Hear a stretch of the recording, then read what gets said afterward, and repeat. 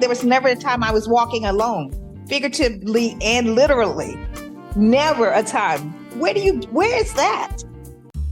That time in Baja with my badass sisters and brothers allowed me to step into this powerful chapter of my life with more confidence. My name is Danita Green, and I am a modern elder.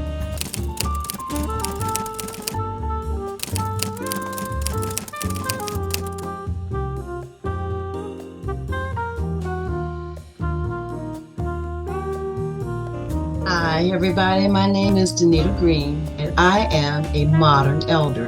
And in October of 2022, I took a real leap of faith and traveled all the way across the country to be a part of a life-affirming experience in Baja. BMEA, the first Black Modern Elder Academy. I just passed a milestone birthday, hit a ceiling and a wall in my career, and I was looking for something to help navigate next steps. I found so much more with MEA. I found a community of phenomenal people, folks just like me who were redefining life, celebrating the best parts, and coming to terms with the rest. I loved the workshops and all the activities, waking up to the sound of the beach. Wow. And I found my tribe. I laughed and I learned and I ate some amazing fresh food, danced, and we cried together as well. But more importantly, I found myself, the pieces I left behind, or maybe I should say those pieces found me in Baja, in Modern Elder Academy.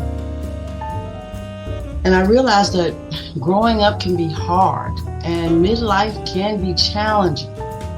And I'm glad I have this network of friends for the road ahead. We're still close, soulmates, friends for life. I found a community there that continues to feed my spirit, and I got quiet enough to hear the voices of my ancestors, yes. And I also rediscovered life's purpose. Again, that's what MEA did for me.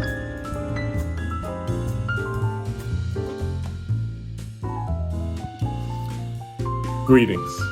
I am Winston Cox, and I am very proud to have been a member of the inaugural Black Modern Elder Academy, better known as the Badass Black Chrysalis. This beautiful, powerful cohort of souls were placed in my life at precisely the moment I needed them most.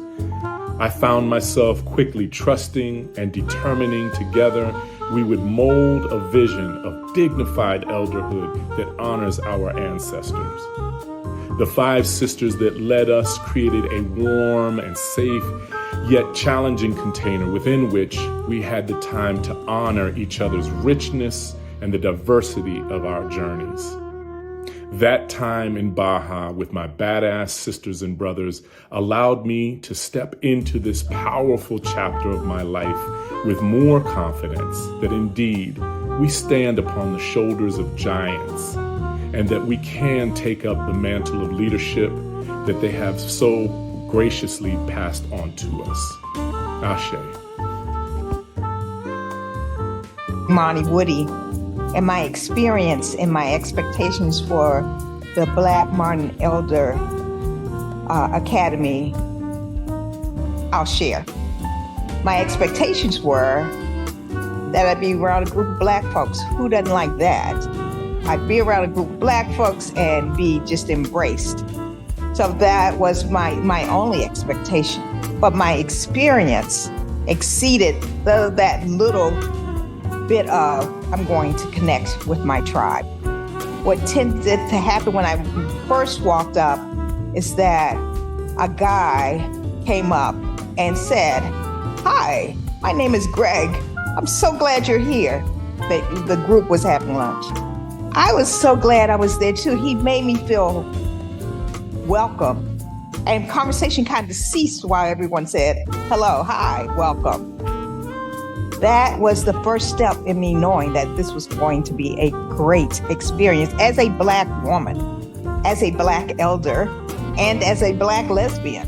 I felt all of those intersectionalities were going to be cared for, and I was not disappointed. The experience, there are three things that I'd like to share with you that made the BMA different than any workshops. And I've gone to a lot, I've facilitated a lot.